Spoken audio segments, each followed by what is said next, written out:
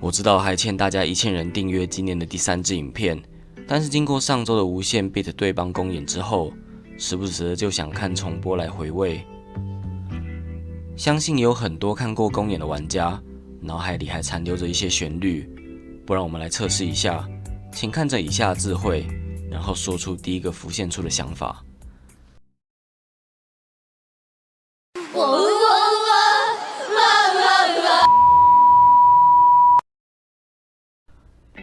当然，依照偶像大师系列一直以来的惯例，演唱会之后的歌单都会由官方整理并公开。有些人或许会因此觉得少了一点惊喜。不过舞台表演的魅力，我想不会有人反对，最重要的是亲身体会。那么10月22号和23号的无限 beat 对帮公演带来了什么样的演出呢？这就是今天影片围绕的主题。大家好，我是 Skimmer， 久违的以这种形式的影片和大家见面，要来谈谈对无限 beat 对帮公演的感想。为了尽量保留尚未观看演唱会的人的体验，这次的内容会集中在出演的团体，他们各自带给观众的视听感受，因此每首歌的演出不会详细的去描述，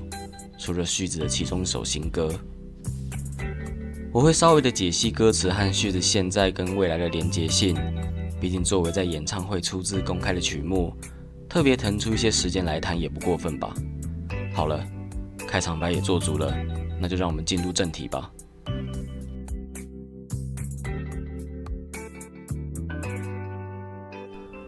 曲风偏向歌德摇滚的安迪卡，撇除被投以喜欢他们曲风的期待之外，这一次5人到齐的舞台，也多少背负着声优替补之后，首次演唱过去歌曲的厚望。官方先前已经公布加入 Kisuyo 小姐版本的安迪卡曲目，将会收录在后续上架的合集 CD。多媒体方面有下文了，对演出的关注自然会转而聚焦在安迪卡以前的歌曲现场版什么时候会听得到。无限 beat 对帮公演这方面给出了诚意，象征起点的第1张专辑的2首歌，以及 GW03 的 Junbaku Toroi Merai， 安迪卡以5人之姿弥补了粉丝事隔1年多的悬念。同时因为翻唱 Hoka 的 Taiyo Kiss 以及6花水间的 Love Edition， 这次公演让我们瞧见舞台上阳光活力或者可爱风格的安迪卡，可说是新鲜又好玩。然而混团的时候只有迷光的 High End Attack， 又将表演拉回帅气并强调舞蹈的呈现，以演出的类型种类多寡来说很是令人满足，也不禁令人再次佩服闪耀色彩声优群的表演能力。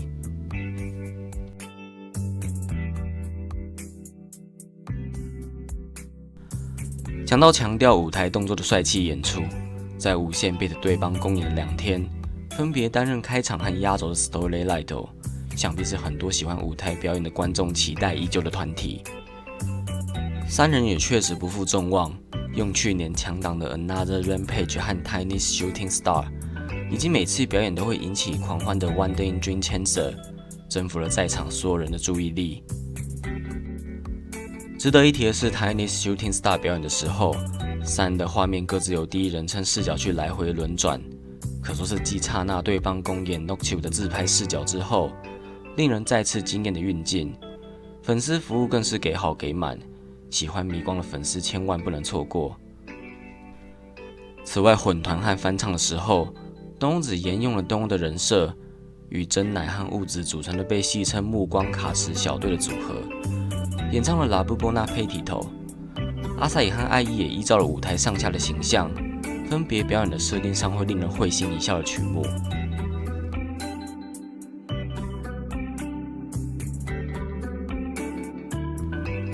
近藤绫奈小姐在演唱会的缺席，从公布以来，社群之中就不乏看见有人持续酝酿。整体而言，看起来风向偏于不谅解，以及揶揄甚至有人扬言退追的情绪。相较之下，真乃和美姑的配音担当关根瞳小姐和丰田莫优小姐，在无限 beat 对方公演上温暖的话语和表现，反倒是呈现强烈对比，表现出2人对他无法前来的体谅。这样由演出者引导粉丝去释怀和包容，我想也是公众人物具备影响力的一种表现。当然只是卖弄情怀，可是成就不了好的舞台演出。Illuminae 的表演交出了我认为相当亮眼的成绩单，虽然这次不像刹那对邦公演的阿鲁斯托罗梅利亚，全程播放无法前来的成员的歌曲录音，试图拼凑出全员到齐的气氛，但两人还是奋力撑起了 Illuminae 的门面。而第二天的 Tolai Angulu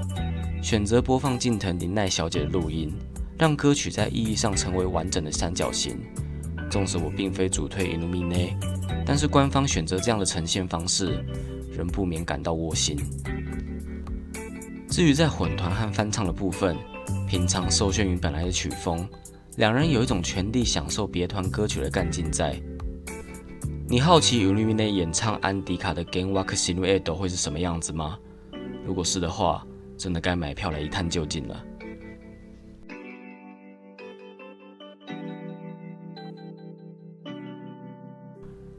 被摆在影片压轴的序子，主要的原因无非是新歌 Fashionable 或 Bouncing Girl 引起了很大的讨论度。影片开头的 Wow Wow Wow 其实就是新歌 Fashionable 的间奏。就连第二天序子演出结束后，请其他声优回到舞台时，安迪卡、Storylight 和 Illuminae 的声优群就是边唱这段间奏边回到荧幕前，可见有多洗脑了。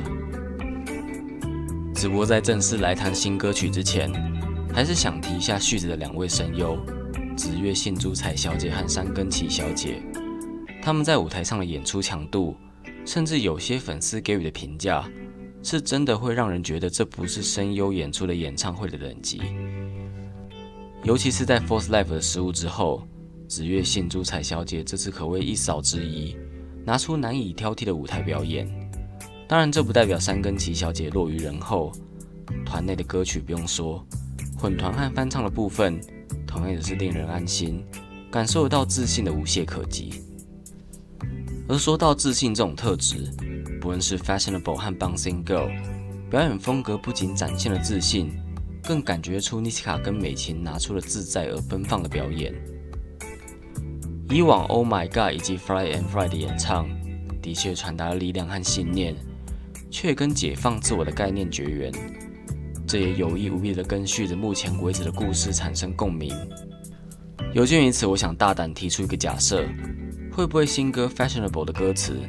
其实偷偷地暗示玩家序子之后故事的重点走向呢？虽然目前由作词家透露的官方歌词只有游戏版本的长度，也足够做出相当程度的猜测。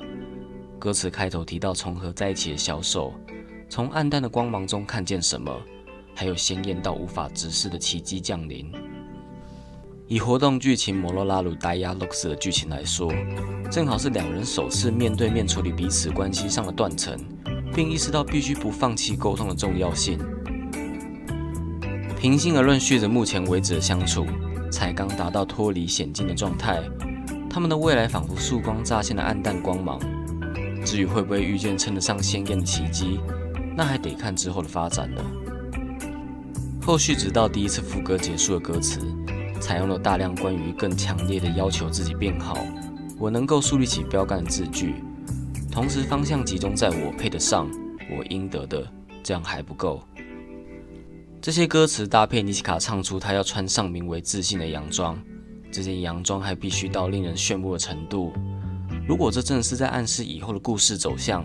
那最快在 Nishika 的挂，我们8成就会见到她跨过自己最大的心魔，不惜以自虐也要压抑住的自我否定。